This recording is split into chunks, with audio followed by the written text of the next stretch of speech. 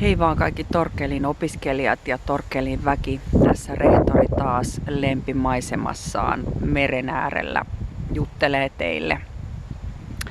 Ajattelin tässä pienen videon laittaa 3. jakson alkuun ja muistutella tärkeistä asioista, jotka edesauttaa sitä, että saadaan pidettyä koulua käynnissä nytkin, kun koronan kiihtymisvaihe on selkeästi päällä Helsingissä. Eli ihan ensimmäisenä haluan kiittää kaikkia teitä, jotka olette tehnyt niin kuin on pyydetty, eli välttäneet kaikenlaisia altistumisia ja käyttäneet maskia ja pesseet käsiänne. Ja näin saatiin ylioppilaskirjoitukset hienosti läpi ilman, että meillä oli yksikään sairaana ja poissa. Kiitos siitä kaikille teille. Jatketaan samaan tahtiin ja muistutus siitä vielä, että sairaana ei pidä tulla kouluun. Jos on yhtään mitään oireita, jotka viittaa koronaan, niin silloin tehdään oma olossa arvio ja sitten mikäli sieltä tulee käsky mennä testiin, niin sitten mennään testiin ja odotellaan testin tulosta. Vaikka se nyt aiheuttaisi poissaolotunteja koulusta ja päiviä, niin se on kuitenkin parempi kuin se, että koulussa lähtisi pahasti korona leviämään. Yritetään pitää koulua käynnissä niin hyvin kuin voidaan näinä aikoina. Ja luotan täysin siihen, että kaikki toimii tämän ohjeen mukaan, koska tähänkin asti te olette kaikki toiminut todella vastuullisesti, joka on suuresti ilahduttanut rehtorin mieltä. Kiitos kaikille siitä todella paljon. Taannoin lähetin tuossa sellaisen videon, jossa käytiin läpi maskien käyttöä ja näistä maskeista nyt sitten niitä suositellaan käytettäväksi oppitunneilla ja varsinkin sellaisissa tilanteissa, joissa sitten ei pystytä turvavälejä pitämään. Valitettavastihan meidän koulun luokat on aika pieniä, joten siellä ei tosiaan nämä turvavälit ihan täydellisesti aina toteudu, vaikka meidän toimiala on sitä mieltä, että ne toteutuvat. Sen takia on pyydetty, että mahdollisuuksien mukaan kaikki käyttäisi maskia oppitunneilla ja kokeissa. Sitten on tietenkin eri asia se, jos on joku keuhkokapasiteetin vähyys, joka saattaa johtua jostain sairaudesta tai muusta. Ja sellaisessa tilanteessa sitten kannattaa keskustella lääkärin ja terveydenhoitajan kanssa, että mikä olisi se järkevin tapa olla turvallisesti.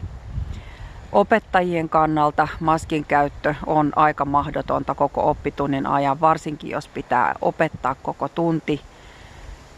Maskin läpi puhuminen ja semmoisen niin kuin happimäärän ottaminen sisään, jota tämmöinen puhuminen vaatii, niin on aika mahdotonta. Ja siksi opettajat käyttää visiiriä ja heille hankitaan pleksilasit luokkiin opettajan pöydälle, jolloin opettajat pystyy siellä pleksilasin takana ja visiirin takana olemaan kohtuullisen turvallisesti. Tiedostamme kyllä, että kaikki aerosolit eivät sillä tavoin esty tulemasta sieltä hengityksestä, mutta yritetään silti mennä tällä, että saadaan kuitenkin opetusta annettua. Ja jos nyt kuitenkin käy sillä tavalla, että syystä tai toisesta ei pääse kouluun, niin nyt tällä hetkellä tilanne on se, että ne päivät, jotka on kotona, niin opiskelu on itsenäistä.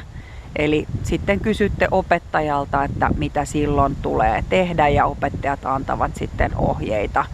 Ja pyritään pitämään sekä opettajien että opiskelijoiden työmäärä kohtuullisena.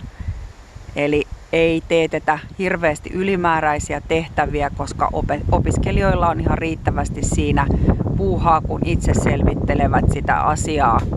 Ja nythän on niin, että todennäköisesti tämmöistä etä- ja lähiopetusta on niin vaikea antaa, että opettajien kuormittumisen vuoksi pyritään pitämään tilanne sellaisena, että opettajat antaa lähiopetusta niille, jotka ovat koulussa, ja sitten taas ne, jotka ovat kotona, opiskelevat asiat itsenäisesti. Tällä tavalla mennään, jotta tämmöinen henkinenkin ja työmäärä, kuormitus pysyy kaikilla kohtuullisena ja tiedostetaan koko ajan se, että tämä korona vaikuttaa meihin kaikkiin, tuottaa epävarmuuden tunnetta, jota ei välttämättä edes itse ymmärrä koko aikaa, että millä tavalla se vaikuttaa omiin tunteisiin ja siihen tunteeseen, että ei ihan ole kaikki voimat siinä määrin käytössä kuin mitä normaalissa tilanteessa olisi. Muistakaa opiskelijat ottaa opiskeluhuoltoon yhteyttä heti, jos teistä tuntuu siltä, että ette jaksa. Tai jos huomaatte, että teidän opiskelutoverilla on sen kaltaisia oireita, että olisi syytä hakea apua sieltä koulun aikuisilta, niin kehotatte kaveria menemään kuraattorille tai psykologille tai terveydenhoitajalle. Tai vaikka ryhmänohjaajan kautta voi näitä asioita ajaa. Ja jopa rehtori on ihan kaikkia varten olemassa.